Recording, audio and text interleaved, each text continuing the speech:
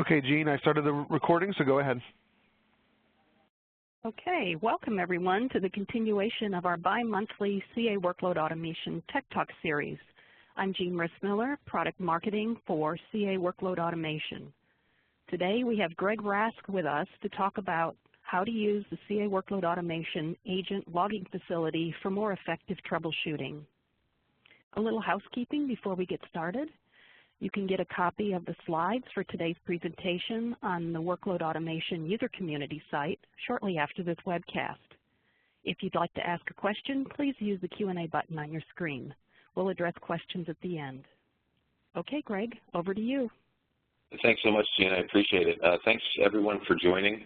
We're going to spend the next 30 minutes, actually 28 minutes, talking about AFM messaging, log file information, spool files, so we can reduce the time to resolution as it relates to resolving negative events that occur within our environments. So that being said, kind of where we are at and kind of the situation that we are placed in quite often is that there's many, as you see on the slide, moving parts within our workload environments. Those include infrastructure, applications, processes, services, databases, a number of items. So when negative events do occur within the processing periods, we need to resolve those negative events very efficiently, very quickly to ensure that our business processes and our business runs smoothly and predictably. So, as I mentioned, we're going to share a host of information on how to leverage log files and spool file information to resolve those negative events.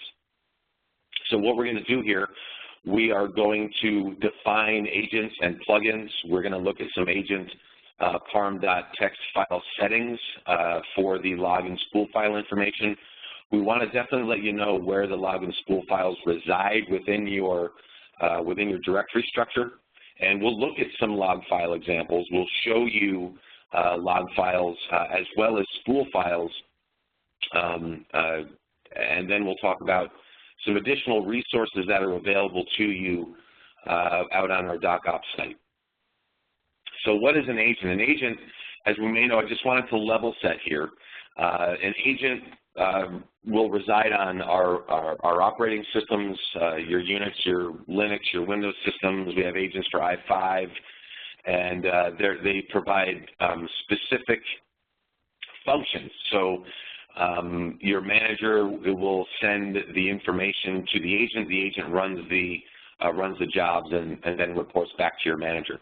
Now, the plugin sits on top of your agent to provide additional functionality. So there are plugins for databases, as you see on the slide. There are web services plugins.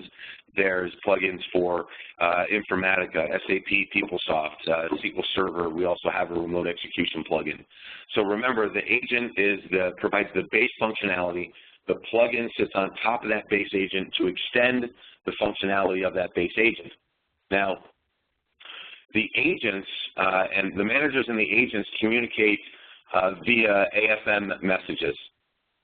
Those AFM messages include a whole host of details to provide insight into the messaging as it relates to the communication between the manager and the agent.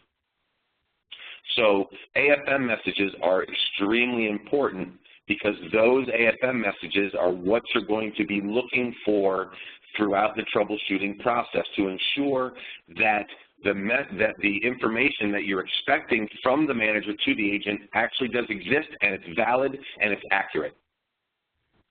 Now, what does an AFM message look like? So in today's Tech Talk, we are going to cover both AE and DE, both AutoSys and D-Series. So what you see on the slide here is an AFM message from AE. So you have as you may recognize from the previous slide, you have date and time information, you have manager information. The job ID is very important because each unique run of a job has a unique job ID. And then you'll see here on the top portion of this slide, you have also the additional information, which is actually what is being passed from the manager to the agent.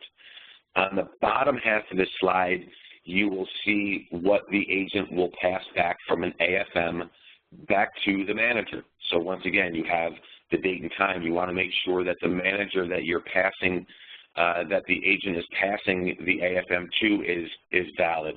You want to ensure that the job IDs match. So the AFM message is core and very key to the troubleshooting process.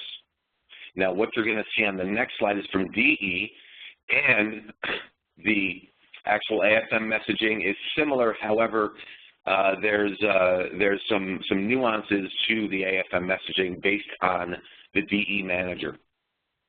So precisely what I want to talk about is the job name in the upper half. In the upper half of this slide, you'll see to the towards the right upper half of this slide, you'll see the job name. But because of the fact that DE has an application and generation constructs, it has those constructs, you will see that the application and the generation are in the AFM message.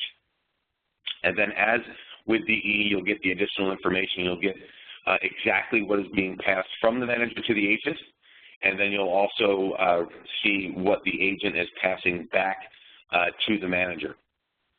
So remember, the AFM messaging is key.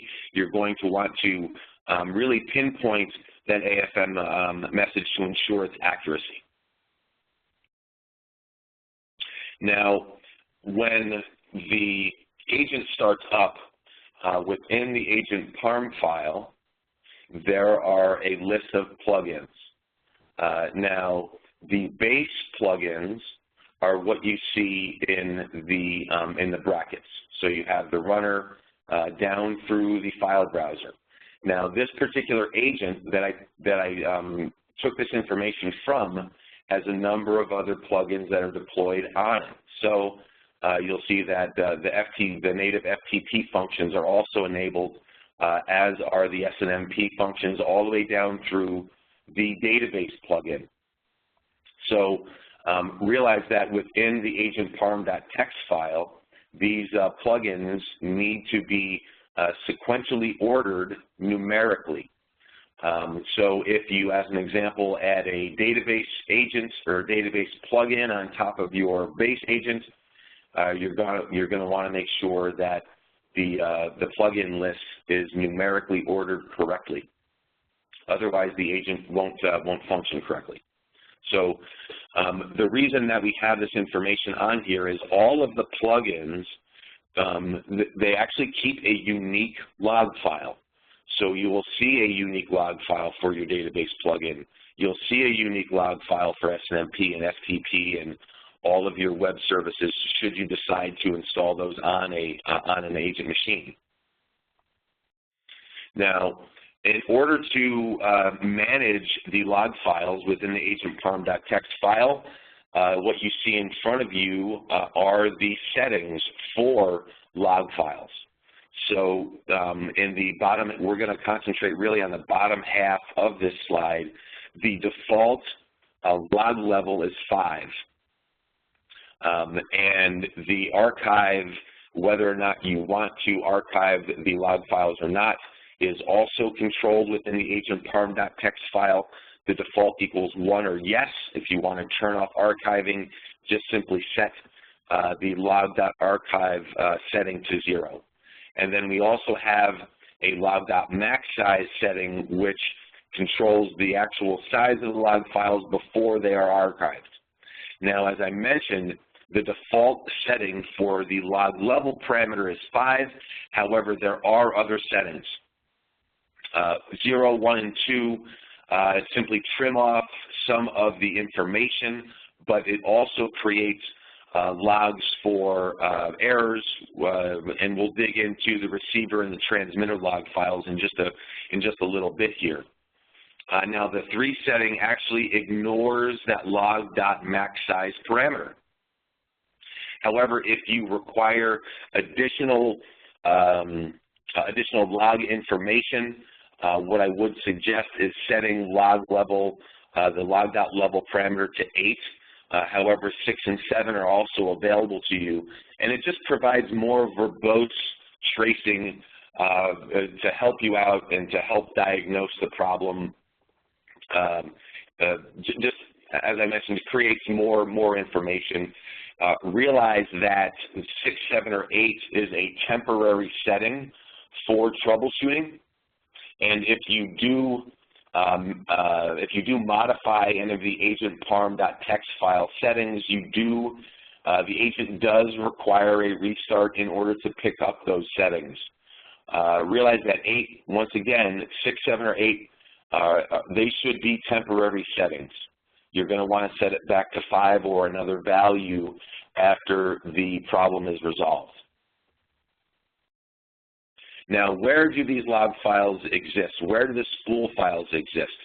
AE and DE, once again, there's a little nuance, but you'll see that the log files exist in the default location, which is opca, and then the actual agent directory /log. What you see in front of you is a Unix environment. However, if you have Windows, it's going to be in C program files, etc. And then the spool files are in the agent directory /spool, and then you'll have your manager address. For AE will be your autoserve value /main/WAAE, etc. Now DE, because of the fact that it has applications and generations, the log file location is the same. However, the spool file location is a little bit different. You'll recognize that at the end of the directory structure will be the actual application name dot the generation number. So just some things to keep in mind. Those are the locations. We're going to talk about ODB files here in just a little bit, and we'll talk about where those reside as well. Now, which log files are most helpful during the troubleshooting process? One of the files that is very helpful is the runner OS component.log. That provides all of your agent startup information. It will provide all of the agent error messages as well. It will provide information for you if the agent does not start, and it also contains shutdown information and error messaging when agents shut down. You'll see that all of the log files are date and time stamped. This one came from an agent that I was using as part of the preparation for this tech talk, and it's date and time stamped on May 2nd. So you'll see that you'll get a whole bunch of information on the agent itself. The next file that is very helpful is the receiver log file. So it's all of the information and the AFM messaging received from the agent that is sent to it from the manager.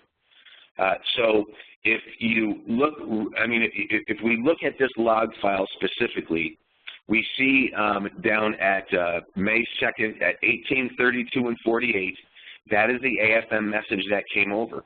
So if the AFM message is incorrect, that is, when we talked about the AFM messaging and we showed you the AFM messages themselves, this is what is being passed, and this is why that's important. That's why we covered the AFM construct, the actual structure of the AFM message.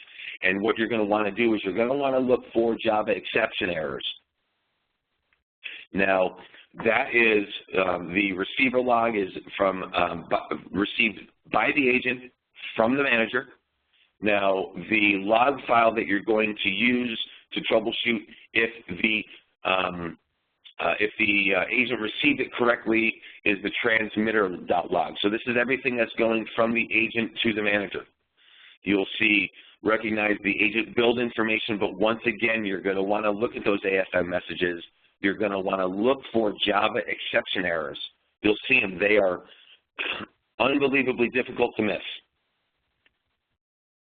So the runner OS log file, the receiver log file, the transmitter log file, And then there is also a default log _agent log file, which contains all of the startup information and logging information for that agent.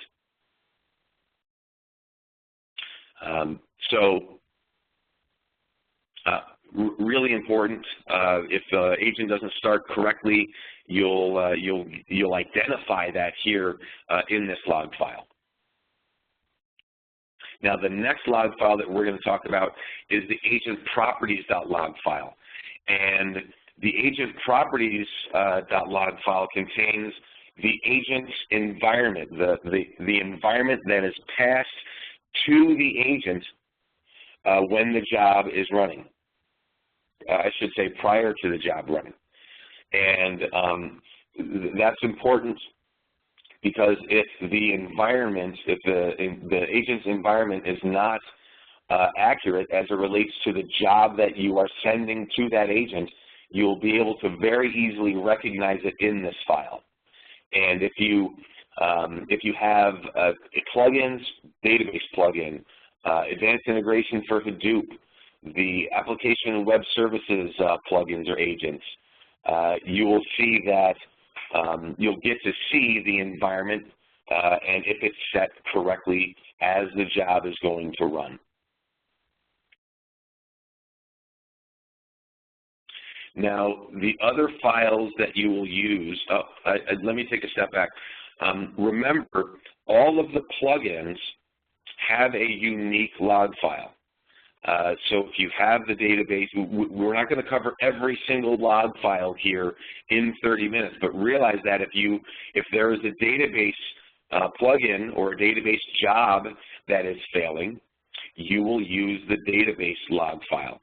If you are running the advanced integration for Hadoop, you will use that AI log file. Now, other files that you'll recognize within your directory structure are the ODB files. And those are used, as you see on the slide, for insight into those other plugins that you're running.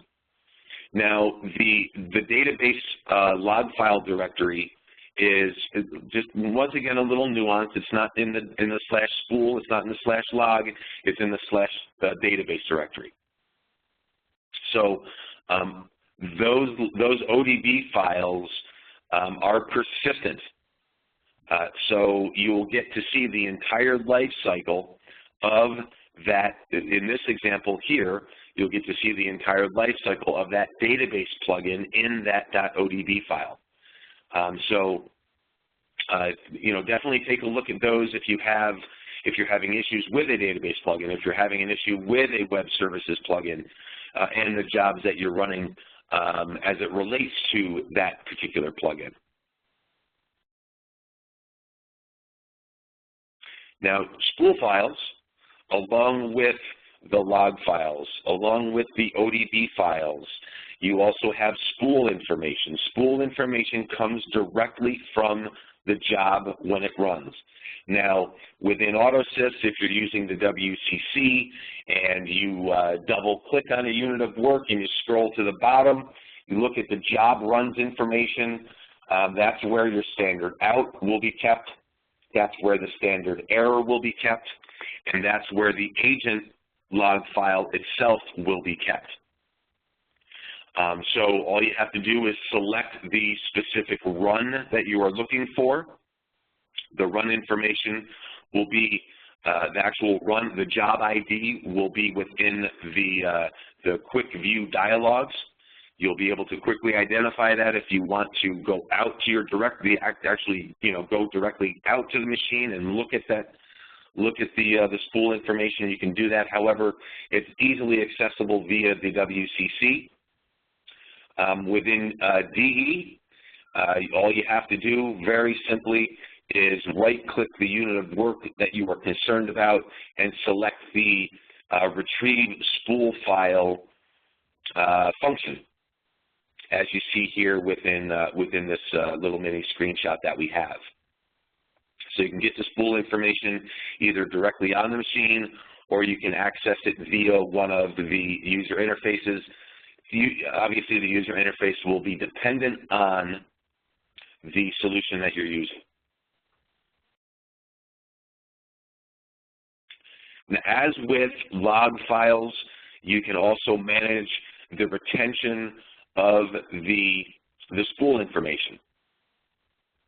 And there is a best practice. You should, we do definitely recommend that you automatically clean the spool information, and the spool file cleanup retention is as you see here.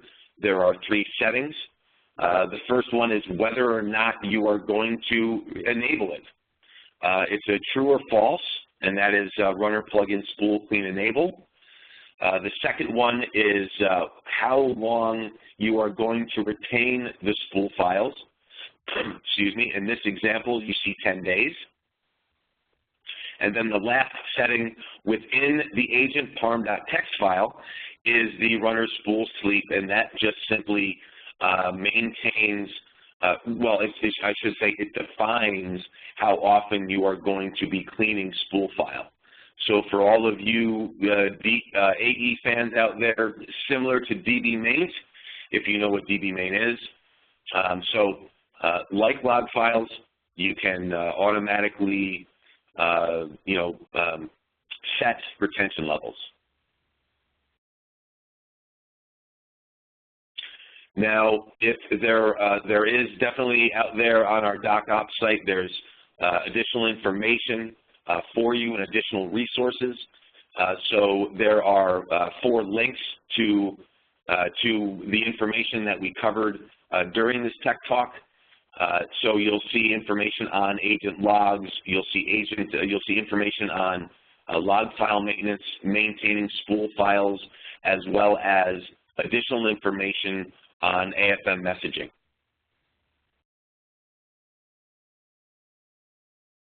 A few last items. Remember, CA World this year is November 14th through the 18th. As last year, very similar dates. It's at the Mandalay Bay Resort and Casino in Las Vegas. And then if you want to request specific topics, you can absolutely do that through the link that you see on this slide. Thanks, Greg. If you need more information, go out to ca.com/WLA. We'll take this opportunity for questions. Who has the first question? Yeah, as a reminder, I'd like to let you know that questions can be entered through the Q&A panel on your screen.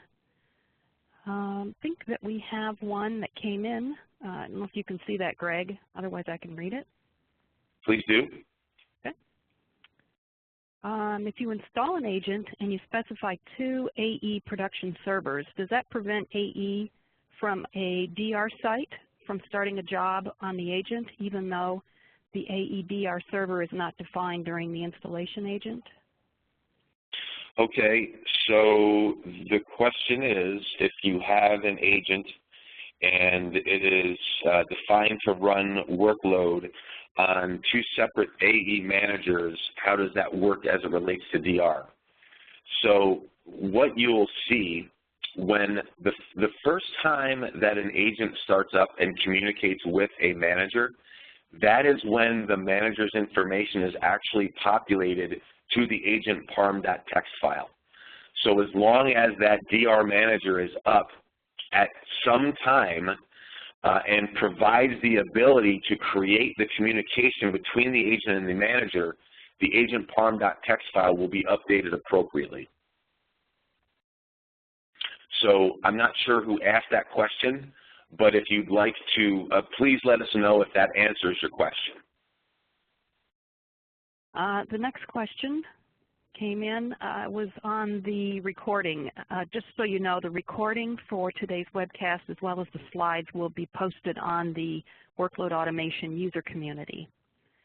The next question is, I wonder what it is, whoops, things are coming in here.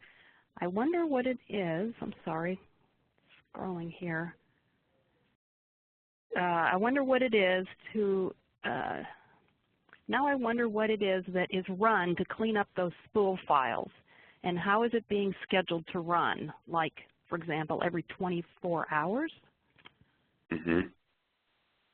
So the question is, what is run to clean up the log file information, and what is run to clean up the spool file information? That's all internal to the agent.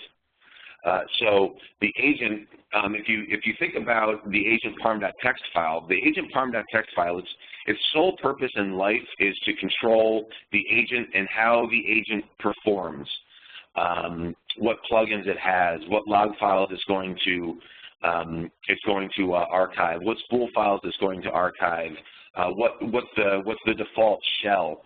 All of that is internal to the agent itself. As long as you set the agent parm.txt file settings to your liking, the agent will take care of everything on the back end. Okay. Is there additional help on triaging the stack traces, especially in the transmitter.log, or examples of types of errors and resolutions on the CA site? I will have to look out on the CA site. Now, for stack tracing, you're going to get, when you set the log level parameter to 8, you're going to get a ton of information. So a lot of times, really what we recommend is set the log level to 8 when you are engaged with support. However, the actual trace information, let me look out on our site. What I'll do is I will log into support, and I will run some searches on stack tracing, and that's what I would recommend if you have additional questions on stack tracing. There is a knowledge base that we keep out on the support site that you can search. So let me investigate that a little bit further. Okay. Is there a silent install on the plugins, especially the PeopleSoft agent? The silent plugins, the silent installs exist for the base agents today. We are looking into providing a silent install for the plugins themselves. Okay. Is there? And let me see where that is. Oh, okay. The next question here, is there an architecture slide with interactions between the processes, like between the agents? Yes, there is an architecture slide, and it's actually in the deck itself, but I hid the slide. What I will do is I will augment the deck that's going to go out on the community site with even more detail. The agent communication is approximately about 13 steps. So let me augment the presentation. We'll push that out to the community site, and I will provide an incredibly detailed architecture of the agent as well as the plugin communication as it relates to AFM messaging as well. That's great. Next question, can I copy the agent parm file from another install during a new installation? The agent parm.txt file can be copied, yes.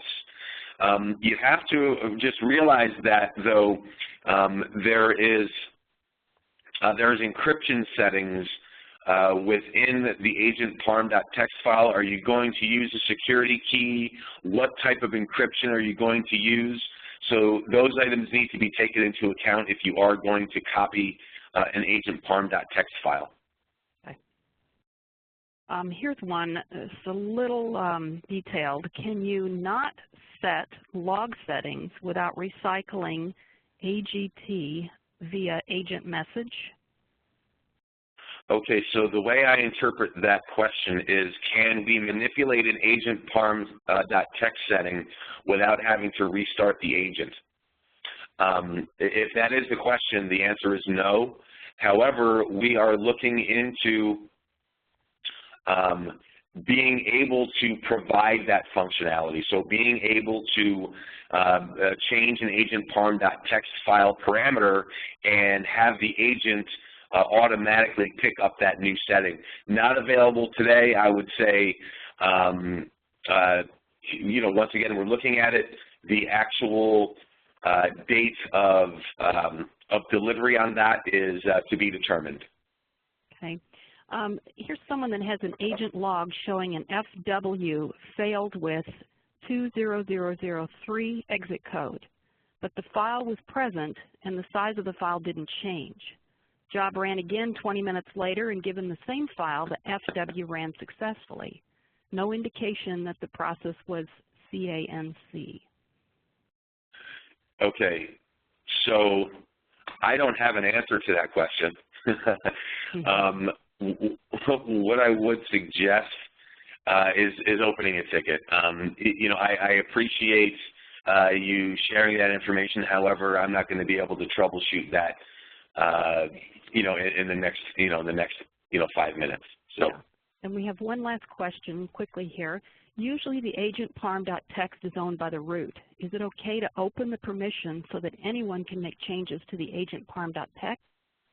Or is it a lot of trouble? Is it a lot of trouble to have to get? Yeah. So when you install an agent, the agent does have to be installed as root. Now, depending on what you're trying to do, and in this specific question, it is changing the agent parm.txt file settings. Be careful. You know, you don't want to open up the ability for people to go in and change the behavior of your agent. If somebody goes in and is not learned on what the agent parm.txt file settings are, they can very easily blow up an agent. So I would suggest that if you are going to change agent parm settings, you do it very delicately, and you restrict the users that have the ability to change the agent parm.txt file. Yeah, I would be unbelievably careful with who you open that up to. Okay. We actually have quite a few more questions here. I guess we'll take a couple more minutes. These are supposed to be 30-minute quick-hit Tech Talk sessions, but this is a very popular topic. Another question here, is agent.properties.log reloaded for every single job? The agent properties, it is not. It's persistent. Okay. Does a system-installed agent on Windows require the allow log on locally right on the service account used for the script file execution? Allow log on locally. I'm not sure. Let me find out exactly from a Windows perspective. I don't believe it does. It did in the past with with the legacy agents. Let me double check on allow log on locally. Okay. And then one last question here. Do you have any information on the, I know I'm going to say this wrong, nohup.stderr?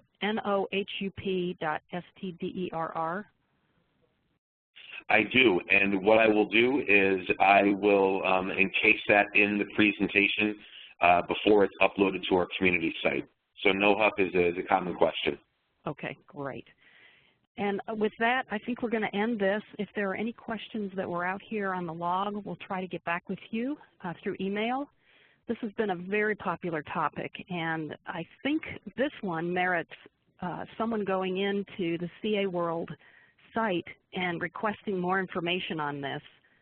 We have extended our pre-conference education sessions. We'll have more than we had last year, so we're looking for topics for people to submit, and then also regular conference sessions as well. So go to ca.com/CAWorld and please enter what you'd like to see as topics. Additionally, if you'd like to be a speaker on any topic for workload automation, that's the same place to go in and request that. So we have about another month to accept topics for pre-con and for regular conference sessions. So we really urge you to do that as soon as possible so we can build out the best pre-con and sessions for you at CA World this year. So with that, I believe that we are out of time, and I appreciate everyone with asking all the questions and the time you took today. Again, the presentation and the recording will be posted on the CA Workload Automation user community site. Thanks again, and this ends our webcast. Thanks, everyone.